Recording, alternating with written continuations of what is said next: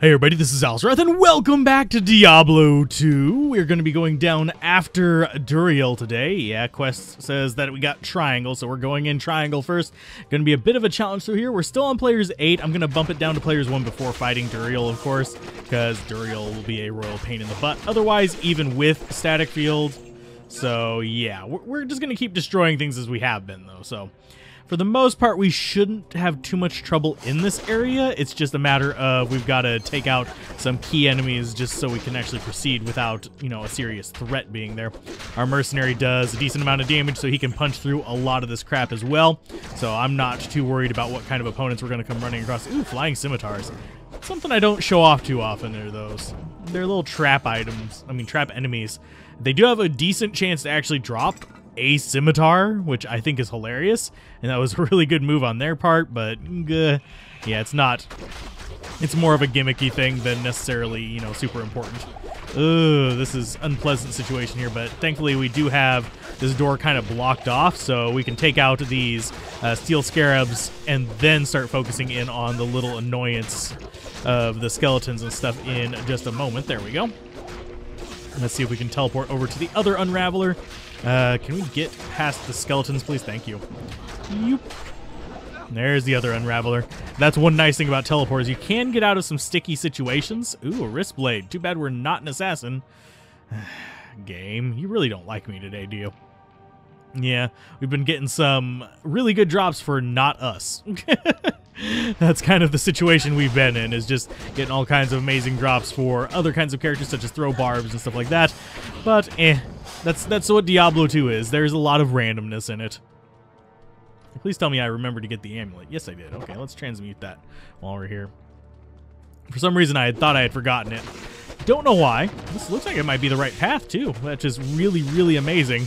And you can tell that we're getting pretty sturdy here, too. We're getting some decent speed going through these guys, even on players 8. It's kind of the nice thing about, you know, getting up to a decent level by going through the entire previous period on players 8 without knocking it down in difficulties. You start to notice your strength go up, and you notice that you're able to actually take these things, even though you're at essentially a higher difficulty level. We do have our frost shield has gone down. I do need to go to town and get my thawing potions and all that fun stuff, but this should be a relatively quick and easy kind of ordeal here. Let's go with, let's drop up a town portal, but we also need to get that out of our cube and drop it in there. I'm not even going to stick around for the animation. It'll open up on its own. Part of the trick in speedruns is that you do want to just use a town portal, warp to town, and then come back, is because, well, yeah, you don't really need to see the animation for it to happen, and it actually speeds it up because, well, the animation resolves as soon as you leave the screen. So yeah, that's just the quick way of doing it, and we'll go ahead and grab a whole boatload of thawing potions for ourselves, and we'll even grab a whole boatload for our mercenary. Each 2 of these is a minute, so right there's 6 minutes, so we're going to go ahead and grab 12 minutes for us and probably 12 minutes for the mercenary, or at least 6 minutes for him. And this just gives us a increase in our cap of cold resist, as well as a cold resist for, well, period, just a general cold resist. Thawing potions can also be used to thaw you out, but I don't actually use them for that, so yeah. Now, we could do this from our belt and it would be a little faster, but whatever. You can't, I don't think you can give it to them through your inventory in a quick manner. Yeah, it doesn't. So, boop and boop and boop. And our resist is 85%. His should be close. Yeah, it's 85% as well. So we should be pretty good here. Let's go ahead and players 1 this, just so we, you know, can kill him within the hour. I think that's all we really need here. Let's go ahead and dump off our extra money there. Still haven't decided on that helmet yet. It's going to be an Ort Eth, so not an Ort Eth. It's going to be Ort, Thul, hopefully, maybe, eventually. And Razan, you get to have that cast on you as well. I'm kind of curious what the little floaty thing above his head is right there. That's just really weird to me, and it's one of those things that shows up, but is never quite accurately reflecting anything. It's just a weird, here's a slightly, looks like your damaged bar, but he's at full life. So Let's go ahead and let Duriel come in on us. Hey, Duriel, you want me. Not our mercenary. There you go. Now he's going to just get beaten down, and boom. So easy. Oh, we even got a rare kite shield. Not going to use it, but hey, got to let this vibration end. I'm going to check the brand of stock for the mercenary, and I'll probably just sell the kite shield. Let's see what you got. Enhanced damage. We'll take the kite shield and the throwing axe to sell them. I'm not even going to look at the Jared Stone because I'm not a caster this time, so yeah. If I look at it, I'm just going to be disappointed. That's just what's going to happen. It's just how it is. Bleep. Oh, and yes, we can squish those guys, by the way. Yeah. I don't usually run over them or mention them, but yes, you can squish the little, like, beetle-looking dudes in there. There are a lot of squishable enemies. You can squish the ones in here as well, if memory serves. Maybe not. I know you can squish the scorpions outside. So that's pretty much the extent of what I squish. I don't really look for those kind of things usually. So onwards and upwards to Act 3. We've got to get ourselves parts of that flail. We are going to skip the cinematic. If you want to see the cinematics, there's a link in the description to all the Diablo 2 cinematics, so yay. Eventually, I might do like a full-on, here's all the cinematics for Diablo 1 through Diablo 3, but that would be a bit more of an ordeal to edit, so I'm not going to do that just right now. If there's enough of a demand for it, sure. I keep that unlisted for a reason, though. You're welcome to share it with people, but I don't want people discovering my channel thinking I'm all just about, you know, posting the cinematics from games. That's not my thing. It's just, it's nice to have around so you guys can watch it. Repair everything, and we are good to go, pretty much.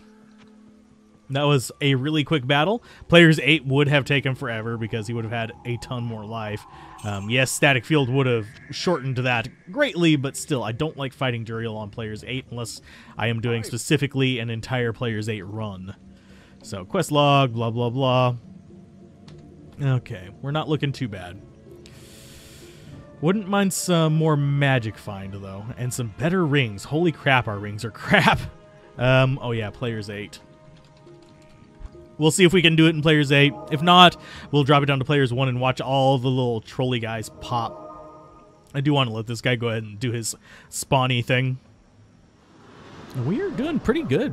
That was like, what, 6-minute Duriel kill? So, yeah, that wasn't bad at all, especially considering we had to still find where Duriel was. Greater Healing Potion, Long Staff. That's probably going to sell for monies. Is it going to sell for monies? No. It might sell for a little bit of monies, but I was hoping that would have actually decent things on it, but flea and crap like that, no, not going to fetch a lot of money. The charges might, but they're also half empty. Yeah, I'm going to bump down the difficulty by judging how long it's taking those fetishes to die. So, Players 1. Yeah, we should be fine going through here on Players 1. We don't need to hit 30 before Diablo. But, yeah, these guys are all going to be Players 8. They're going to give us Players 8 experience, too, even though we did bump down the difficulty there. Ooh, they're minions of somebody. Where's your boss? Come on, take me to your leader. I see all these minions. Oh, that was him, I guess. Ooh, and a breastplate. But that Jade figurine will let us get a little bit of a boost there. I'm going to go ahead and drink potion and start picking up these bigger potions. And one nice thing about the Sorceress, I can do that number. I do need to do this. There we go. I'm going to stick on the staff for just a little bit because they're going to have a better chance to hit me with the staff. I'm not going to be able to block them or anything like that. And I am going to have lower defense, which means that they're going to get Frostied a bit easier. So that's pretty much what we're looking at with that. I do need to look around for these little alcoves and stuff like that just to get... Oh, geez. There's a lot of enemies here. But I do need to look out for those little alcoves just so I can get to the spider's lair faster. And yes, I am watching my life. I would have ducked out of there if I would have taken one more hit in that little span of time. So, but this also gives us back our mana by killing things right here. Grand Charm. Not that. I did not want to pick up the junk. There you go. We're just picking up all kinds of junk here. Oh, and did I use a lot of potions there? Yes, I did. Accidentally, of course. No, not good. It's worth money, but we'll just stick it in there. With that, too. Sweet. And Grand Charm probably shouldn't be picking up too many more Grand Charms, just because, well, they're going to be extra junk that we don't need, and I'm going to go ahead and get rid of that, too. that extra large charm is not really adding much. The fire one will. Whenever we get up to 30, we're going to be doing fire mastery, which will give us a decent boost in fire damage. And yeah, now we have just all these little ranged buggers here. So back to flail. That way we at least have the shield up. It's not going to stop a lot of it, but it will stop at least enough. I don't have to worry about this too much. So we're either probably going to find the waypoint or the... Oh, geez. Yeah, nice of you guys to swarm on me. We're either going to find the waypoint or the way down in here. So, and either one is good by me. I need the waypoints for this act, so might as well be happy when I find them. And greater healing potions are always welcome. We don't get the big healing potions until the... Yeah, this is going to be the one with the figurine in it. Not the figurine, the heart, I believe. Or is it the eye? I think it's the eye. I'm being smart and putting... Yeah, it's the eye. I'm putting a town portal up there so I don't have to run all the way back when I die. Yeah, it's going to be a win situation.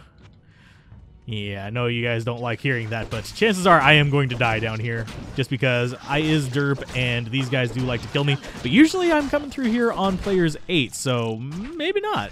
Maybe they won't be that big of a problem. Because we are smashing them pretty hard, even with just a basic flail here. A basic Ith-El-Eth flail, but... Yeah, we're not going for huge, massive endgame rune words. Most people who do a melee sorceress do twinked, and you can get some really insane amounts of damage going out with this particular build if you have it set up right. Ooh, get off of my face, thank you. But that involves getting just the right gear, and frankly, I like seeing whether I can beat it without having all the high-end gear in the world, all the Stones of Jordan, and all the rune words, all the frickin' unbreakable crap that I can get. Yeah, I like seeing if I can do it just from scratch, because that's, well, part of the challenge for me. You can make any build good if you have the right equipment. Ooh, experience shrine. Lovely. Not that we're going to get too much use out of it, but hey, it's better than a sharp stick in the eye, so... and in the eye. I just realized what I did there. So, increased attack speed. That might be better than what he's got. 20 to 31. No, it's not. So let's go find our way to the next area. We're not doing too bad on time either. We might be able to get Duriel and 2 parts of the flail in this one episode. That would be absolutely amazing to me. Much better luck than our Necromancer run. Jeez, we were running around for an entire episode trying to find just that one part because it was so stretched out and terrible. So, yeah, let's go ahead and take all these little buggers out. These stamina sapping bastards, not too big of a threat, really. We don't really need stamina or mana for this build. We just need to be able to smash the guys that are hitting us from a range. The rest of them will die off of our armor. And this is probably where the waypoint is, if I had to guess. Our resists are decent. There you go. Oh, small charm. I will grab you, because even if that's like 1 to 2 fire damage or something like that, that's still a good small charm. 4 attack. That's not a good small charm. That's actually a terrible small charm. Oh. Well, it's better than what we got. Now we have fire resist out the wazoo. So we'll just smash our way through all these suckers. Go away, you little bastards. Our mercenary is probably going to take out more of them than us because he has a better chance of hitting them. We only have an 84% chance, which is kind of pants. But, considering how little damage they do right now, it's fine. It's fine. And since we're level 24, yeah, we could get chilling armor. I might grab that and just experiment with it, see how we do with it. Because if chilling armor does well by us, that wouldn't be a bad thing to have kind of floating around. Okay, go away. Okay, and they will die from bleed as well. So, oh, and this is just an absolute nothing area, I think. Yeah, it looks like there's just bupkis here. That or it's a branch off over here. Nope, it's just bupkis. No waypoint, no nothing, just things to kill. That sucked. Would have loved the waypoint. And yes, I'm looking for the waypoint even though I don't technically need it. It just makes the rest of my life easier. because then I don't have to walk my happy ass all the way back here between episodes. It's just one of those things, because I can't just leave the game running because I have to record other things, and that would eat up way too many resources and make it way too hard to record any of the newer games that I'm covering, which have not been optimized. I get that we have more powerful computers now, but you can still optimize things. Games don't need to be 30 gigs. Optimize those images, folks. Optimize the textures at the very least. But yeah. Ouch, that's hurting, that's hurting, that's hurting. You kill them. Thank you. There's my antidote potion. Lovely. Okay. Goodness, that actually hurt quite a bit. Oh, and our cold resistance finally wore off. Yay! That means our mercenaries had been without cold resistance for a while, but it really doesn't still matter very much because, well, we're not running across cold damage enemies. You can see we're still gaining decent experience off of all this, though, so. Do we need... Nope, we don't need that. That's Spider Cavern. Where's the freaking waypoint? If this is Flayer Jungle, I'll be happy with it, though. There you guys go. Get off my face. And I think this might actually be Flayer Jungle. Just dodging back just a little bit because we don't want that. Okay, healing potions. Yeah, we might need some. We're not doing too bad on that front, but ugh. Yeah, still Spider Forest. Yeah, you guys just know. Oh. But yeah, this is not a difficult character to play with whenever the enemies are cooperative. I mean, it's still not as fast as an actual, you know, caster source, but you have increased AR from the enchant, which not a lot, but it's enough to help out hitting some things. Obviously, oh, it's Great Marsh. I highly doubt we've got a Great Marsh skip either. Boop. Okay, another well. We've got a lot of wells in here at least, but there you go. Let's see. We want to go up right here. Just start taking these guys out. But yeah, I really doubt we have a marsh skip, which would be really nice to have, but I'm not heartbroken by it. I doubt we'll get to the second part in the Flayer Jungle then if we don't have it, though. So keep moving up. These gloams, oddly enough, right here are not too bad. It's whenever we get into Nightmare in Hell difficulty that their big brothers start to become just royal pains in the ass. So you'll notice I'm not quite as bothered by them here as I am with... Can we get back to that and get that up? There we go. And let's see, can we teleport? Yes, we can. Okay. I think I'm going to stay on teleport because that's going to make this area a lot nicer for me. We will need to come back and get the different parts of the flail, but yeah, teleport just saves me so much trouble. I will be grabbing a couple mana potions here and there just so I can sustain it. We could do Tear Helm so we could actually sustain the teleports longer because we are killing things in between the little jumps. So that might be a thing. I think we want to go this way. I don't know why, but I feel that Flayer Jungle will be this way. Come on. Go away, Gloams. This is one nice thing about having massive, massive lightning resist. Especially at this point in the game. Because these guys do almost no damage with that. Especially considering they have the same penalty you have with lightning damage. Where it's this massive range of damage rather than just a specific amount. Can we get... Is this going to be Flayer Jungle over here? Please, please say it's Flayer Jungle. No, this is going to be a dead end. Damn.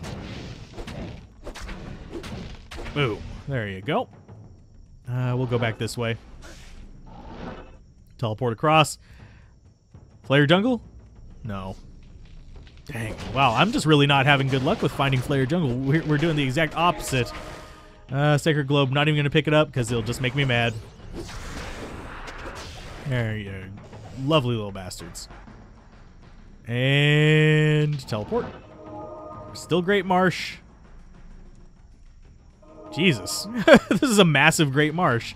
Usually it's a lot smaller than this. I don't know why it's stretched out quite so much, but in Nightmare in Hell difficulty, it gets even worse. So this should be Flayer Jungle. There is no way that we are not getting close to it. Unless we just did like a big loop, which we didn't. We've been moving up this direction pretty consistently. Mana potion. Okay, this should be the bridge over to Flare Jungle. Unless there's going to be a gold chest up there. We just found one of the dead ends in here. In which case, if it is a gold chest up there, I'm just going to say end of episode, but otherwise we are going to go until we find the waypoint up here. These guys are proving to be a little bit of a durable bunch, though. And this is going to come back into this area over here that we saw. So, geez. It's a convoluted Great Marsh. Oh, come on, Bramble Hulks, go down. We do have that little gloam back there. I saw him. I saw him floating around, trying to be all shifty-like. Oh, and I think we are in a gold chest area. Yeah, it's not even a gold chest area. It's just a little corner hook there. That's retarded. So I guess we'll call that an episode. Next time we'll find, well, Flare Jungle. I'll wander around Great Marsh until I do. That way you guys don't have to wander around with me quite so much. That's a little bit of a disappointment. So anyway, if you guys enjoyed this, be sure to like, comment, and subscribe. And I will see you guys next time on Diablo 2 whenever we eventually find our way out of this bloody labyrinth. Bye.